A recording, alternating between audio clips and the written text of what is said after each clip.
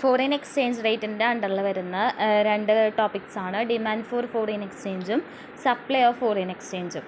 അപ്പോൾ നമുക്കറിയാം demand for foreign exchange ചെയ്യുന്ന സമയത്ത് അവിടെ എന്തുണ്ടാവും, ഫോറിൻ മണി പുറത്തേക്ക് പോകും, ഫോറിൻ കൺട്രീസിലേക്ക് പോകുന്നു. അതേപോലെ തന്നെ സപ്ലൈ ഓഫ് ഫോറിൻ എക്സ്ചേഞ്ച് എന്ന് വെച്ച് കഴിഞ്ഞാൽ ഫോറിൻ മണി ഇന്ത്യയിലേക്ക് വരുന്ന സിറ്റുവേഷൻ.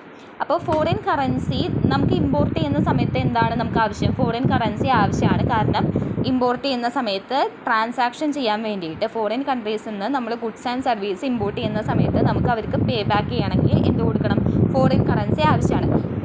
നേരെ തിരിച്ച് എക്സ്പോർട്ട് ചെയ്യുന്ന സമയത്ത് നമ്മൾ നമ്മുടെ പ്രൊഡക്റ്റ് ആ ഒരു കൺട്രിയിൽ എക്സ്പോർട്ട് ചെയ്യുകയാണ്, ആ ഒരു കൺട്രിക്ക് എക്സ്പോർട്ട് ചെയ്യുമ്പോൾ അവർ നമുക്ക് എന്ത് തരുന്നു, ഫോറിൻ കറൻസി തരുന്നു.